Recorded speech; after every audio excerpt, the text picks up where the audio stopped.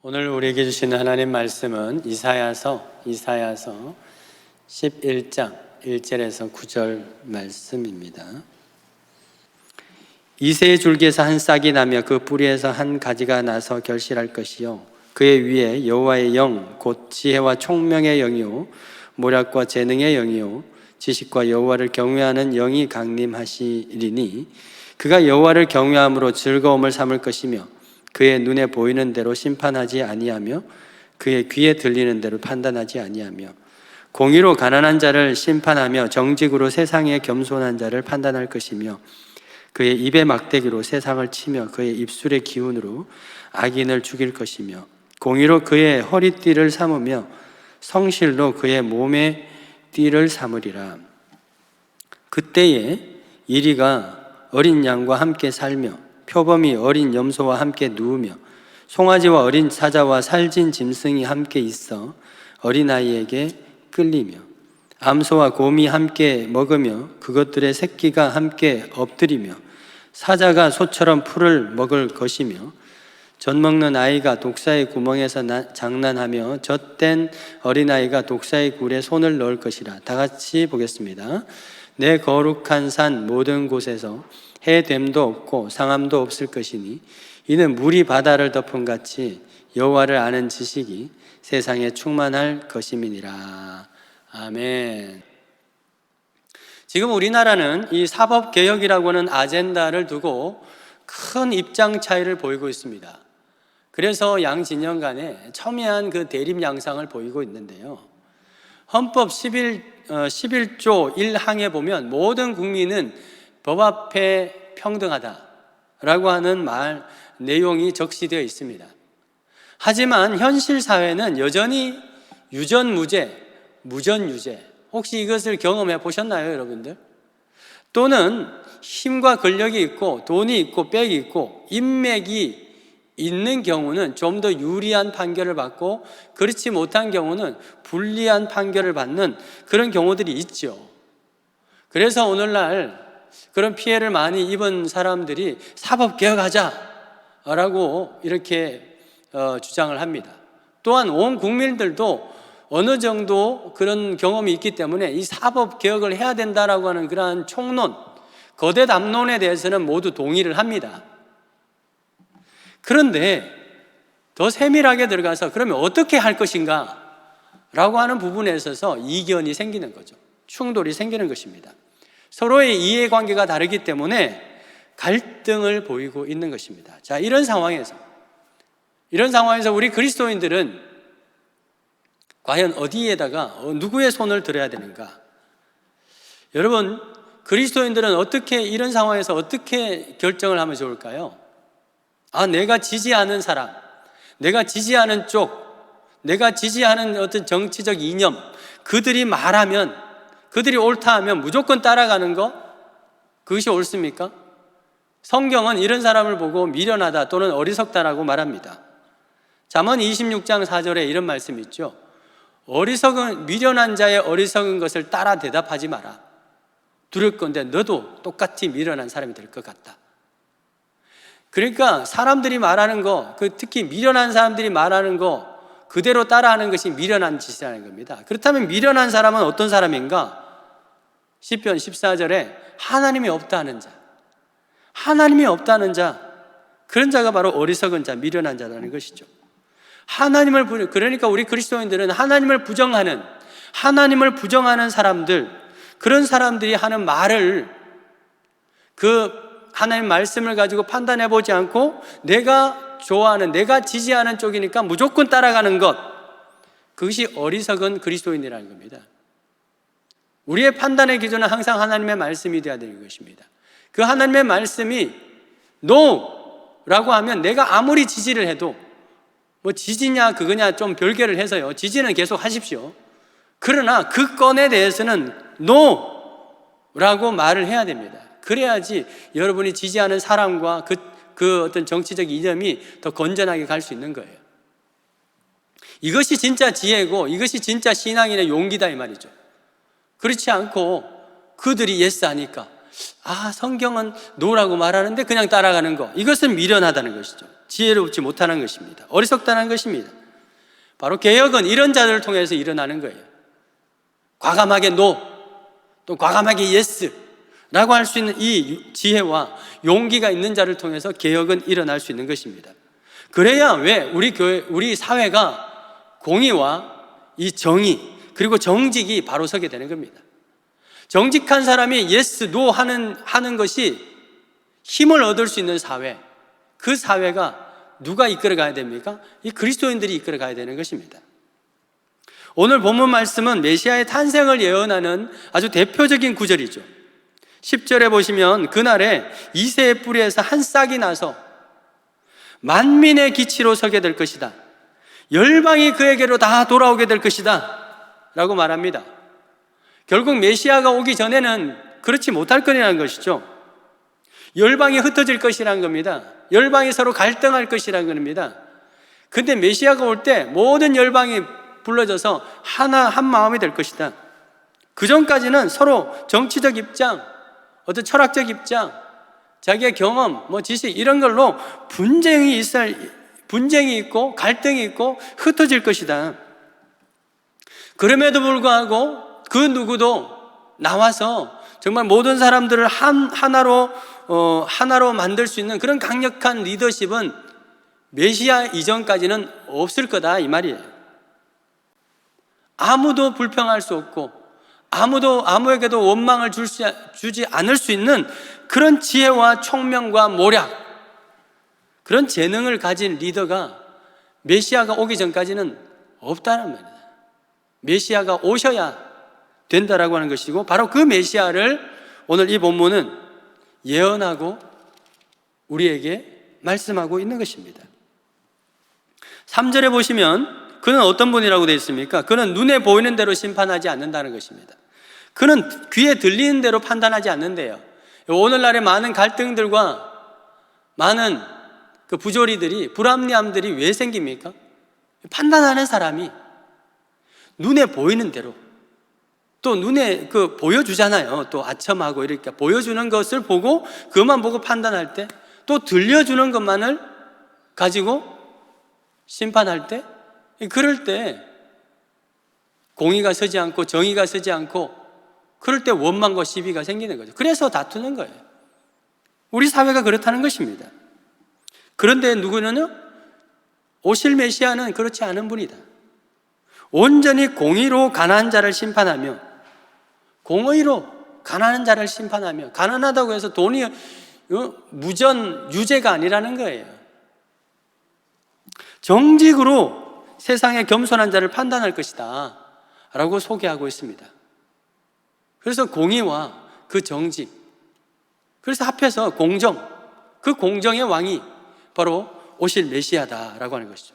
그분은 유전무죄, 무전유죄가 통하지 않는 왕이라는 거예요. 그분은 겸손한 사람을 무시하거나, 이 땅은 어떻습니까? 겸손하게 막 하면 사람 무시당하죠. 오히려 무시당합니다.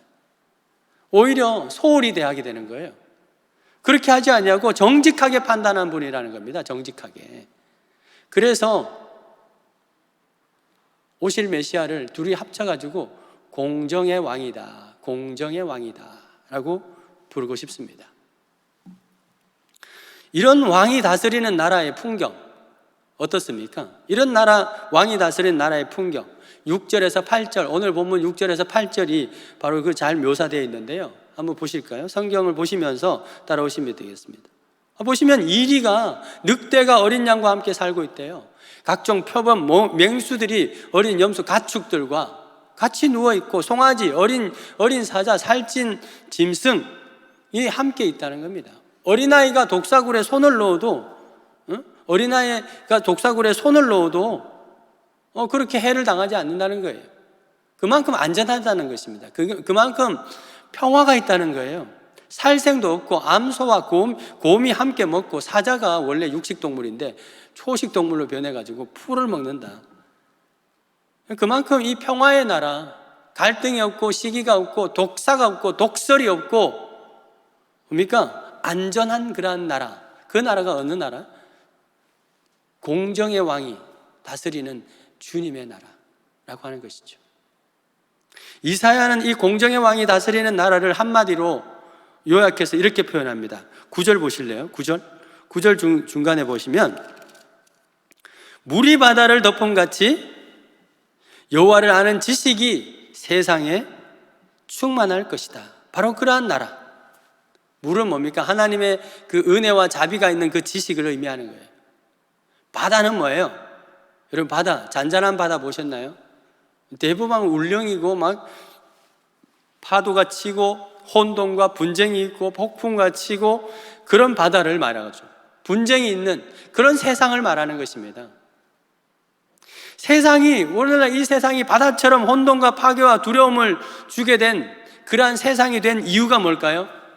그것은 아모스에서 지적한 대로 정의가 물과 같이, 공의가 마르지 않는 그러한 하수와 같이, 강물과 같이 흐르지 않기 때문에, 물과 같은 그러한 고요함이 없기 때문에 오로지 바다와 같이 파괴와 혼돈과 분재와 강포와 그런 것들이 있기 때문에 이 세상이 어지러운 것입니다. 나라가 공의와 정직으로 다스려지기만 한다면 서로 물고 뜯고 싸우고 입에서 독을 품는, 독사의 독을 내뿜는 그런 이유가 없죠. 공의와 정직이 있다면. 예전에는, 오늘날에는 그런 장면을 잘 안 보게 되어서 참 감사한데요, 옛날에는 길에서요 서로 멱살 잡고 싸우는 그 광경을 종종 봤어요. 뭐 때문에? 차가 둘이 박은 거예요. 추돌을 한 거예요. 이렇게 하면서, 그러면서 어떻게 내리자마자 뭐 삿대질하고 멱살 잡고 싸우고, 네가 왜 끼어들었냐, 왜 급브레이크를 밟았냐, 왜 안전거리를 안 지켰냐, 네가 먼저 들어왔잖아, 그거 네가 잘못한 건 너의 과실이야, 아니야 난 그런 적이 없어 라고 하면서 싸우죠. 길거리에서. 왜 그래요? 서로 거짓말하기 때문에 그래요. 정직하지 않기 때문에. 솔직히 내가 뒤에서 박았다 할지라도 앞에서 내가 급하게 끼어들어서 했으면은 이 차가 잘못이죠, 앞차가. 그런데 누가 본 사람이 없으니까 막 우기는 거예요. 거짓말 하는 거예요. 그러니까 막 입에서 독이 나오는 거예요, 독이. 독사의 독을 내뿜는 겁니다. 근데 요즘은 그런 일이 없죠. 왜요? 카메라가 딱 있으니까. 사람은 별로 안 정직한데 카메라는 정직하거든. 그러니까 이 카메라가, 이 블랙박스가 딱 찍혀 있으니까 싸울 일이 없는 거예요. 말이 필요 없는 거예요. 그냥 명함 주고받고 보험회사 전화하고 알아서 하세요 하고 끝나는 거예요. 평화가 온 거죠. 평화가 온 거예요. 사람은 안 정직한데 카메라가 정직하니까 그런 거예요. 그러니까 그 안에서 또 정확하잖아요. 공의롭게 판단되는 거예요. 그러니까 싸울 것도 없고 원망도 없고 그렇게 되는 거예요. 어느 정도의 모습을 보여주고 있습니다. 여러분, 우리 사회가 정말 공의와 정직이 다스리는 그런 평화의 나라가 되기를 소망하십니까? 그렇다면은, 우리 사회가 그렇게 되기를 원한다면 먼저 어디부터 그래야 될까요? 우리 가정과, 이 믿음의 가정과 우리 교회가 정말 공정의 왕이 다스리는, 그 주님이 다스리는 그 나라가 먼저 돼야 되지 않을까요? 가난한 자나 부한 자나, 있는 자나 없는 자나, 가진 자나 못 가진 자나, 어린아이나 늙은이나 차별 없이, 이 교회를 오래 다닌 자나 처음 온 자나 차별 없이, 편견 없이 서로 존중하고 서로 존중받는 그런 공동체가 먼저 돼야 되겠죠. 이사야의 이 예언은 먼저 히스기야 왕을 통해서 성취되는 듯 했습니다. 그러나 그도 역시 한 정치가로서 인간적인 한계를 벗어나지 못하죠. 말년에 실수를 하게 된 겁니다. 결국 이 예언은 누구를 통해서? 예수 그리스도를 통해서 성취되죠.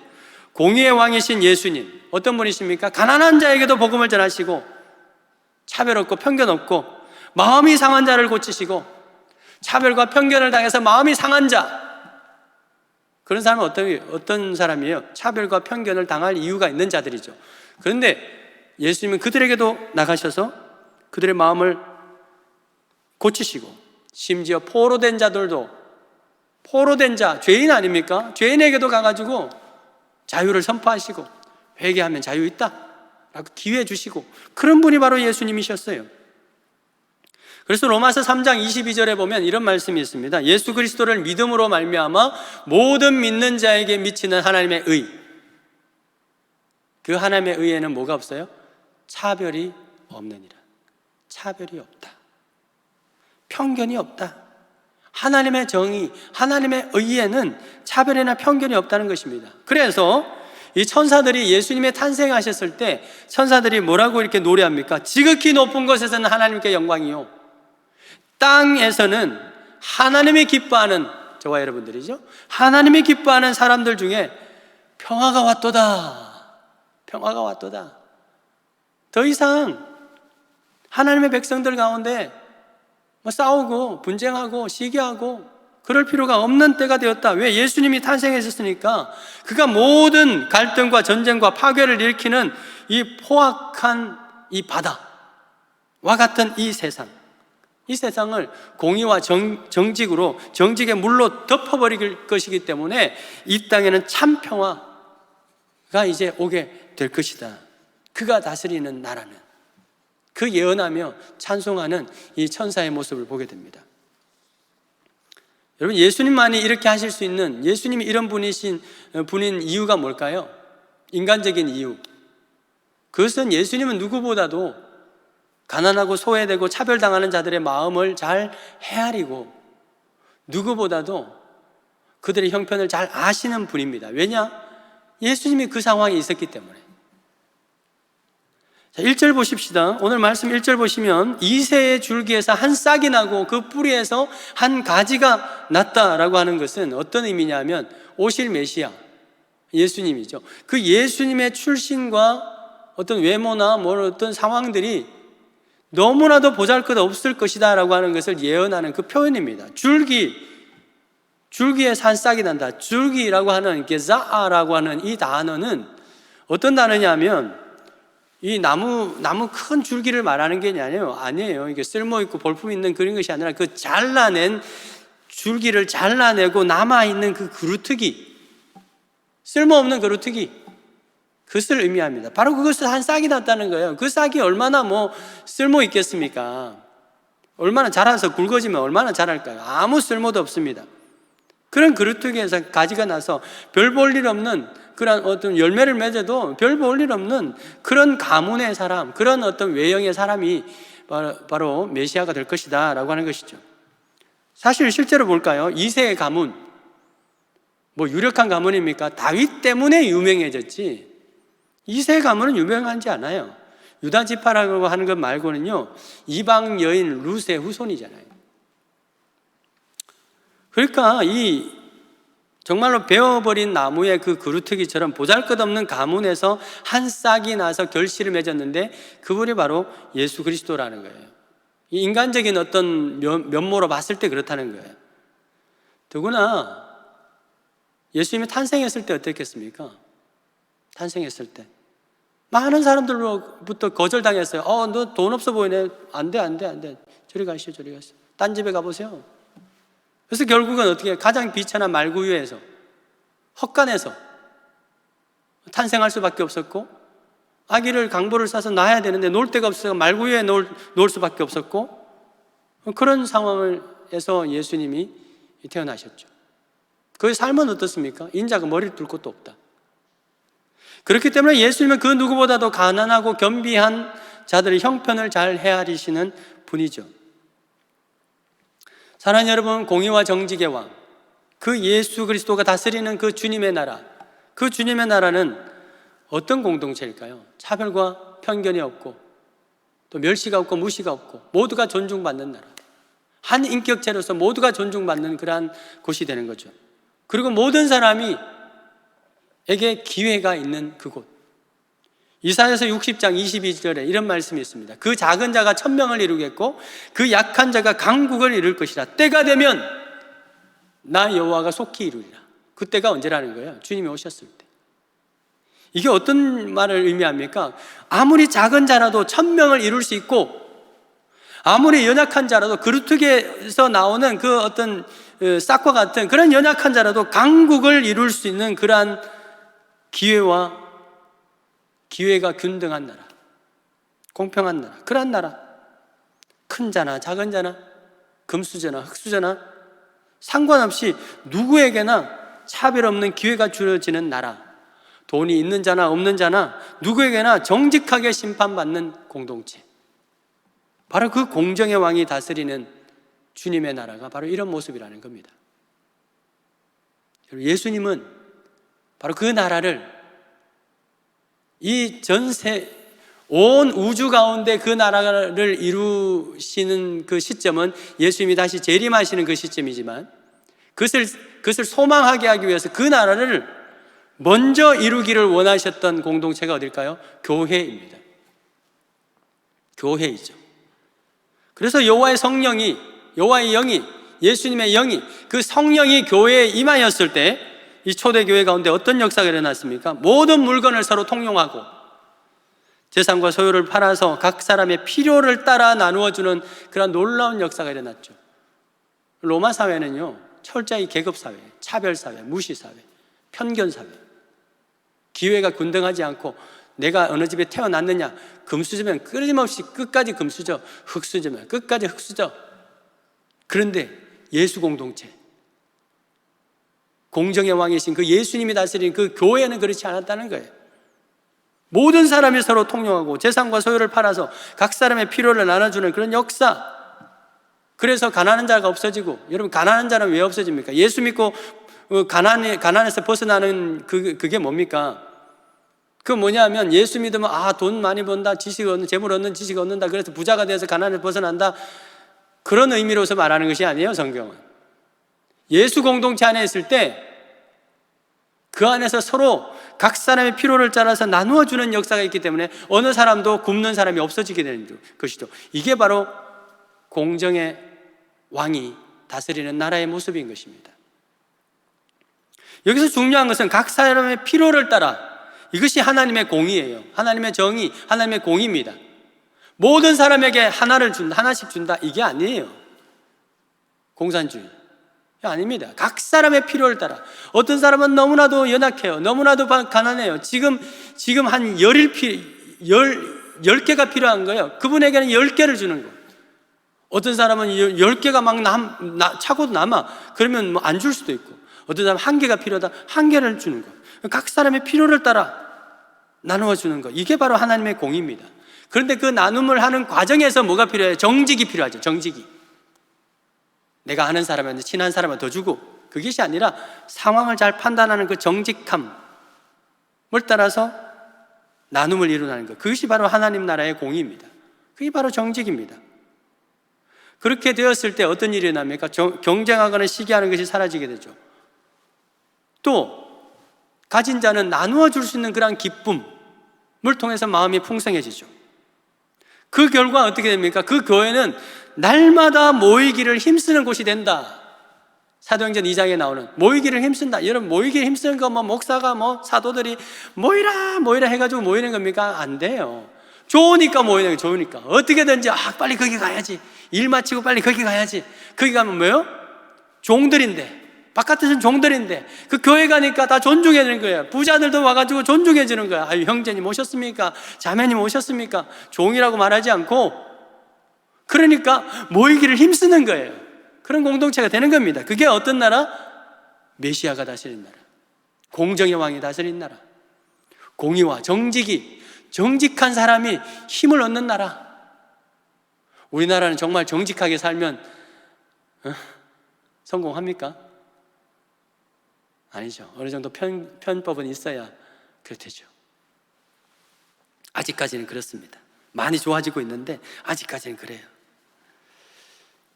여러분, 그래서 초대교회는요, 기쁨과 순전한 마음으로 코이노니아 이루는 그런 공동체였습니다. 그렇다면 그들이 얼마나 잘난 사람들이게요? 고린도전서 1장 26절에 보면 초대교회 성도들에 대해서 이렇게 바울은 기록하고 있습니다. 너희들 한번 봐봐. 육체를 따라서 지혜로운 자가 많냐, 아니면 능한 자, 능력 있는 사람이 많냐, 공부를 많이 했냐, 학벌이 좋냐, 그런 사람이 없다는 거예요. 그런데 하나님의 의는 어때요? 차별이 없어요. 하나님의 의는 차별이 없기 때문에 바로 그 복음이 이들에게 들어가게 된 것이고, 바로 이들도 주님께서 부르신 것이죠. 우리 자신을 한번 돌아봅시다. 어떤 면에서 우리나라도 이 공정의 왕이신 그 예수님의 그 복음, 예수님의 그 의, 공정의 의, 하나님의 그 의의 가장 큰 혜택을 입은 민족이 우리 민족인 걸 혹시 아시겠습니까? 동의가 되시겠습니까? 만약에 하나님의 의에 차별이 있었다면, 만약에 복음에 차별이 있었다면 과연 이 복음이 우리 조선 땅에 들어왔을까요? 복음은 좀 이렇게 품위도 좀 있어 보이고, 좀 이렇게 외모도 좀, 키도 좀 있고, 그죠? 복음은 어울리는 사람이 따로 있어요. 돈도 좀 있고, 공부도 좀 하고, 그런 사람이 복음을 받아야 되지. 가난하고 찌질하고, 그 사람 복음이 안 돼. 그런 차별이 있었다면, 과연 이 조선 땅에 복음이 들어올 수 있었을까요? 없었을 겁니다. 왜냐하면, 복음이 들어올 당시 조선 땅의 모습은 너무나도 미개하고 너무나도 볼품없는 것이었죠. 어디에 있습니까? 1653년에 하멜이라고 하는 사람이, 여러분 어째 가다가 이렇게 상선을 타고 가다가 태풍을 만나가지고 제주도에 표류를 하게 됐어요. 그래서 거기서 잡혀가지고 온 조선 팔도를 다니면서 14년 동안 이 나라에서 고생을 했습니다. 그러고 나서 결국은 다시 네덜란드로 돌아가긴 했습니다만은, 돌아가서 자기가 경험한 이 조선 땅에 대해서 글을 쓰게 되죠. 그걸 책을 뭐라고 말합니까? 하멜 표류기라고 말합니다. 하멜 표류기. 근데 원래 이름은 뭐 조선 기행 이렇게 있는데, 아무튼 기행문을 이렇게 쓴 거예요. 하멜 표류기라고 하는 책 혹시 읽어보셨나요? 저 다 읽어보지는 않았지만 예전에 이렇게 슬쩍슬쩍 보긴 했는데, 자료를 통해서 보니까 이 책이 그리고 나서 그가 이제 네덜란드 돌아가서 이 책을 조금씩 이렇게 기록을 했다가 거기 가서 완성을 한 거죠. 그래서 온 유럽의 언어로 번역이 되었습니다. 그래서 이 조선이요, 17세기 말에 이미 유럽에 소개가 됐다니까, 이 책을 통해서. 근데 그 내용이 어떤지 아세요? 정말 인정하고 싶지 않지만 그 책에 묘사된 조선은 미신과 무지가 지배하는 야만의 세계, 야만인들이 있는, 양반들이라고 있는데 그들이나 중들이 있고, 그런데 유흥을 즐기는 그러한 사람으로 묘사되어 있고, 한국에 있는 조선에 있는 그 절들, 그 사찰들은 매춘구리고 술집과 같다, 이렇게 기록되어 있어요. 그때 당시 이제 종교도 썩은 거죠. 만약에 하나님의 이 의가, 공의의 차별이 있었다면 이 조선 땅에는 결단코 하나님이 관심을 두지 않았을 것입니다. 그러나 공정의 하나님은 차별이 없으시죠. 바로 그 하나님의 영을 받은 이 선교사님들이, 유럽의 선교사님들이 바로 그 책을 읽고, 하멜이 소개한 그 책을 읽고 조선 땅을 두고 기도하기 시작한 겁니다. 저 땅에 진짜 복음이 필요하구나. 그렇기 때문에 더더욱 복음이 필요하구나. 그래서 그들이 선교사님들이 19세기에 이렇게 오게 된 거예요. 근데 그 선교사님들도 조차도요, 와가지고 이 조선 땅에 와서 이 선교 보고를 하잖아요. 보고를 할 때 어떻게 했냐면, 조선은 더럽고 게으르고 미개하고 겁이 많고 무기력한 민족이다. 왜? 길거리 보니까 남자들이 다 앉아가지고 이렇게 노름이나 하고 있고 담배나 피고 있고 그렇거든요. 뭘 해야 될지 모르겠어요. 가난하니까. 그리고 부도덕하고 노름하죠. 거짓말하죠. 싸우죠. 또 한이 많아서 그런지 화를 잘 내죠. 그런 민족이라는 거예요. 이 선교사님들이 우리 조선에 대해서 더 비하하기 위해서 그런 것이 아니라, 그렇기 때문에 이 나라에 복음이 필요하다 라고 하는 것을 강조하기 위해서 그렇게 했다는 것입니다. 여러분, 우리가 그런 민족이었어요. 하나도 없는, 아무것도 없는, 볼품없는, 정말 그루터기에 나 있는 그 연한 싹과 같은 그러한 민족이었습니다. 그런데 복음이라고 하는 것이, 그리스도의 의가, 여호와의 의가 차별이 없기 때문에 이 땅에 찾아오시고, 그러하기 때문에 더 이 민족에는 복음이 절실하다고 느낀 그 선교사님들에 의해서, 차별이 없는 그 선교사님들에 의해서 이 땅 가운데 복음이 전해져서 이만큼 그래도 품위를 지키고, 이만큼 수준을 유지하고, 이만큼 학식도 유지하고 된 것입니다. 양반들에게 무시당하고 여자라고 차별당하는 그 민족에게 공의와 정직의 왕 그 예수 그리스도의 복음이 꼭 필요했던 것이죠. 그런 점에서 우리는 공정의 왕이신 그 예수님의 은혜를 가장 많이 받은, 교회가 이만큼 성장한 예가 없으니까요. 그죠? 그러니까 가장 많은 은혜를, 그런 수혜를 받은 나라가 우리나라다라고 하는 것이죠. 안 믿는 사람들이 인정하든 말든 상관없이 우리는 그렇게, 실제로 그렇게 느껴지는 거죠. 그런데 그런 큰 은혜를 받은 우리 교회들이 지금 어떻습니까? 우리 안에 정말 공의와 정직이 여전히 살아있습니까? 우리 안에 여전히 차별이나 편견이 없이 모든 일에 공의롭고 정직하게 공의롭게 그렇게 판단되고 있습니까? 혹시 팔이 안으로 굽는 그런 사람은 없습니까? 저는 이게 참으로 안타까워요. 우리 모든 교회, 그리스도 공동체는 다 주님 안에서 한 가족이잖아요. 그죠? 한 가족으로 부르셨는데 어떤 사람은 팔이 안으로 굽는다. 지역으로, 또 학벌로, 또 학교로, 또 친인척으로 팔이 안으로 굽는다. 이러한 현상들이 아직도 조금 남아있는 것을 보면서, 모든 교회들마다 보면서 여전히 하나님의 은혜를 받은 우리가, 차별 없는 그 은혜를 받은 우리가 이래서는 안 되겠다라고 하는 그런 안타까움들을 가지게 됩니다. 혹시 교회 안에 누가 남루한 옷을 입은 가난한 사람들이 들어왔을 때, 그럴 때와 아름다운 옷을 입은 사람들이 들어왔을 때 쳐다보는 눈길이 다르거나 안내하는 자리가 다르거나, 혹시 그렇지는 않습니까? 우리만 그랬을까요? 초대교회도 그랬어요. 초대교회. 오순절 여호와의 영이 충만히 임했을 때는 차별 없이 서로 동등하게 정말 서로 존중하고 코인원을 했는데, 시간이 얼마나 지났을까요? 어느덧 또 공의가 사라지고 정직이 사라지고 차별과 편견이 생겼습니다. 그래서 야고보는 이렇게 말합니다. 2장 3절에, 야고보서 2장 3절에 너희가 아름다운 옷을 입은 자를 눈여겨보고 여기 좋은 자리 있으니 앉으세요. 또 가난한 자에게는 말하기를 거기 서 있든지 내 발밑에 앉든지 하라라고 만약에 그렇게 한다면, 실제로 그렇게 했는 거죠. 너희끼리 서로 차별하며 악한 생각으로 판단하는 자가 되는 것이 아니냐라고 호되게 꾸짖고 있습니다.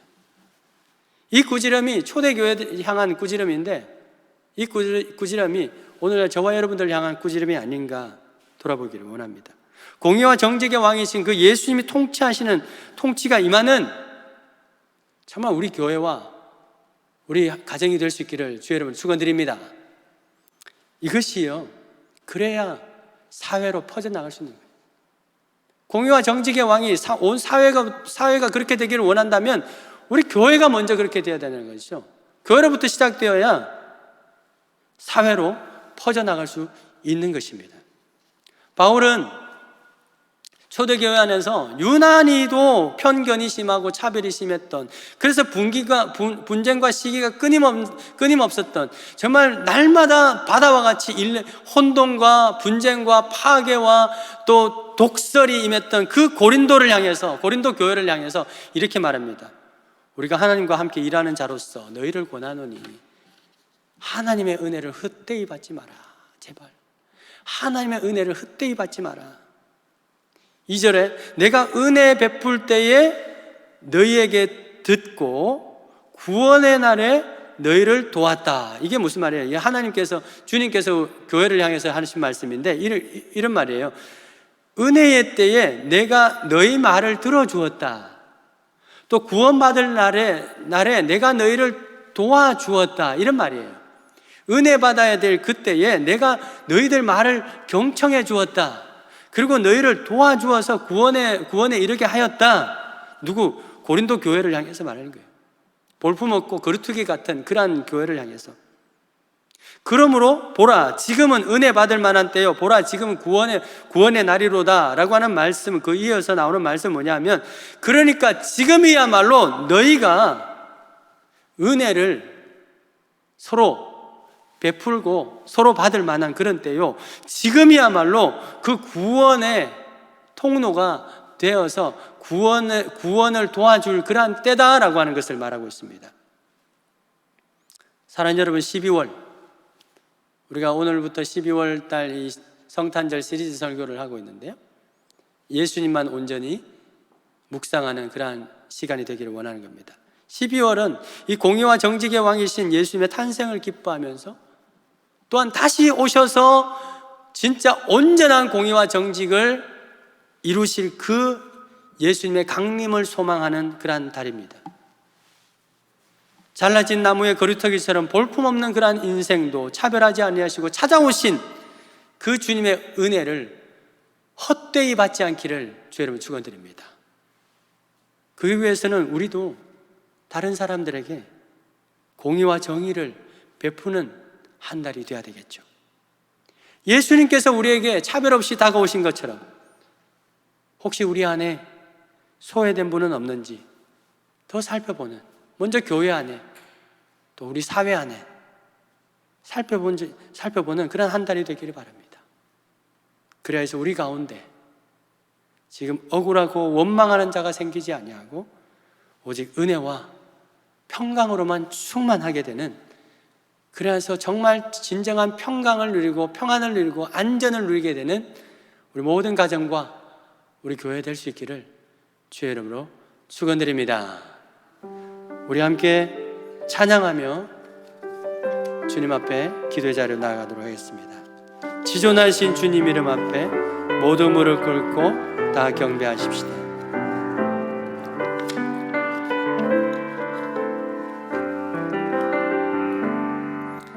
지존하신 주님 이름 앞에 모두 무릎 꿇고 다 경배해.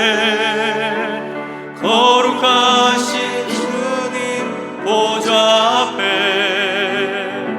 엎드려 절하세.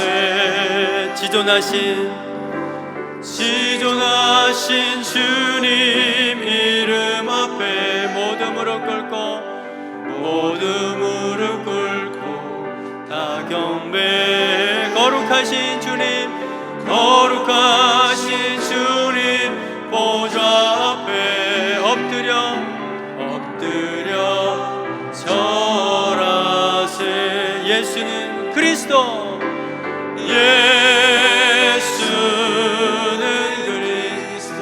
예수는 주,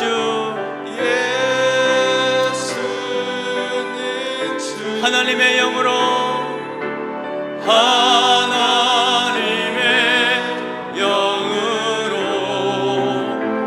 경배드. 예수는 그리스도,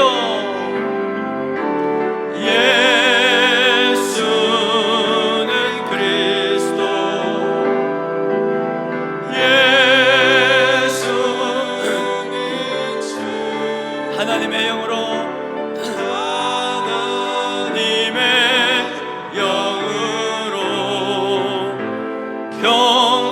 우리 그분을 향해서 엎드려 절하세.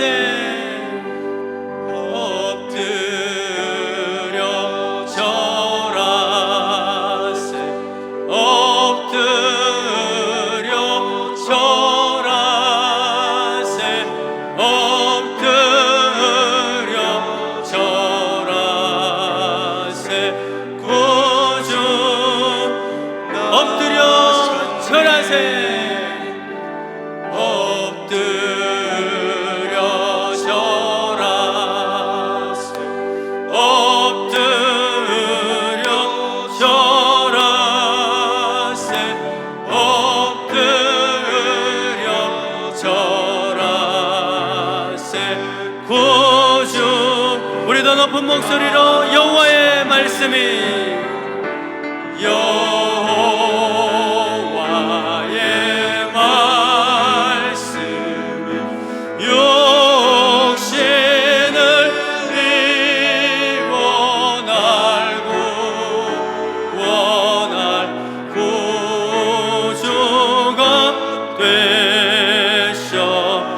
감사한 찬송을, 늘 감사한 찬송을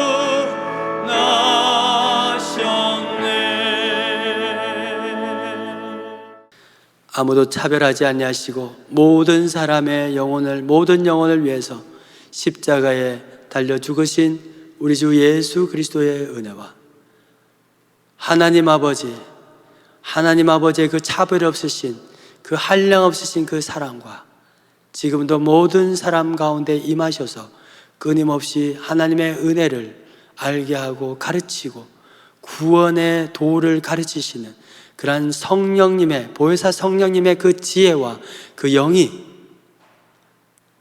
예수 그리스도, 그 공정의 왕 예수 그리스도를 닮은 그러한 성도로서의 삶을 살아가기로 결단하는 우리 모든 믿음의 권속들 머리 위와 그 자녀들 위해, 또 세계 선교 그 현장, 지구 끝까지 있는 그 현장 위에 영원토록 함께 있을지어다.